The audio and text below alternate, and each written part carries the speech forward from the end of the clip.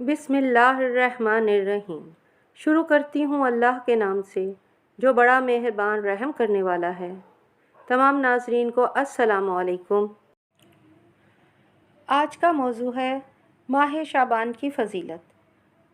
حضرت عائشہ رضی اللہ تعالی عنہا سے روایت ہے کہ نبی پاک صلی اللہ علیہ وسلم کو شعبان کا مہینہ بہت پسند تھا۔ آپ صلی اللہ علیہ وسلم شعبان میں کثرت سے روزے رکھتے تھے اور اللہ تعالیٰ کی عبادت میں مشغول رہتے تھے۔ حضرت محمد صلی اللہ علیہ وآلہ وسلم نے ارشاد فرمایا کہ شعبان میرا مہینہ ہے اور شعبان کے مہینے میں اپنے گناہوں کو آنسوؤں سے دھونے کا اہتمام کرنا چاہیے جس سے دل پاک ہو جاتا ہے۔ شعبان کے روزے نفلی عبادت ہے۔ شعبان کی 15ویں شب کو آسمان دنیا پہلے آسمان پر نزول فرماتی ہے اور اللہ تعالیٰ بنو کلب کی بکریوں کے بالوں سے بھی زیادہ تعداد میں لوگوں کی بخشش فرماتے ہیں۔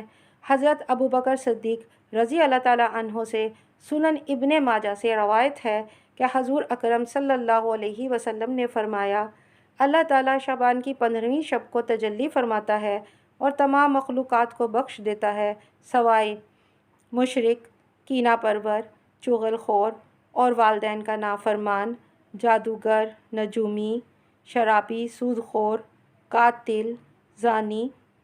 یہ وہ لوگ ہیں جن پر اللہ تعالیٰ نظر کرم بھی نہیں فرماتا جب تک کہ سچی توبہ نہ کر لیں۔ اس رات کو آئندہ سال بھر کے فیصلے فرشتوں کے سپرد کر دیے جاتے ہیں۔ ارشاد باری تعالیٰ ہے کہ اس رات ہر حکمت والے کام کا فیصلہ کر دیا جاتا ہے۔ حضرت عائشہ رضی اللہ تعالیٰ عنہا سے مروی ہے کہ حضور اکرم صلی اللہ علیہ وآلہ وسلم نے فرمایا، اس رات یا اس سال جس بچے نے پیدا ہونا یا جس جان نے مرنا ہے لکھ دیا جاتا ہے اور سال بھر کے اعمال اٹھا دیے جاتے ہیں اور اللہ تعالیٰ کے حضور پیش کیے جاتے ہیں اور سال بھر کا رزق نازل کیا جاتا ہے۔ احادیث والا سے ثابت ہوتا ہے کہ 15ویں شب رحمتوں اور مغفرت کی شب ہے، مگر کچھ بدنصیب ایسے ہیں جن کی مغفرت اس بخشش بھری رات میں بھی نہیں ہوتی جب تک کہ وہ توبہ نہ کر لیں۔ اللہ تعالیٰ اس رات کو فرشتوں کو سال بھر کا اہم امور کا پروگرام دیتے ہیں۔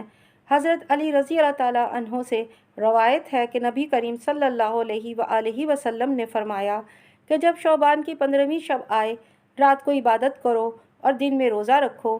اللہ تعالیٰ یعنی اس کی رحمت غروب آفتاب کے وقت پہلے آسمان پر نزول فرماتی ہے۔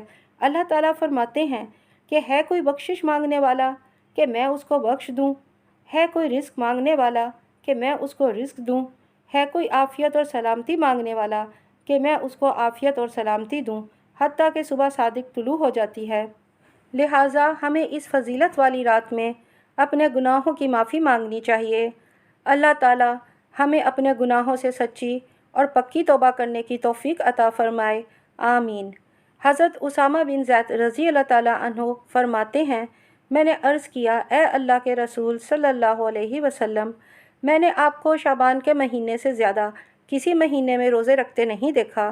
آپ صلی اللہ علیہ وسلم نے ارشاد فرمایا، یہ ماہ شعبان رجب اور رمضان کا درمیانی مہینہ ہے جس سے لوگ غافل ہیں، جبکہ اس مہینے میں لوگوں کے اعمال اللہ رب العالمین کے سامنے پیش ہوتے ہیں۔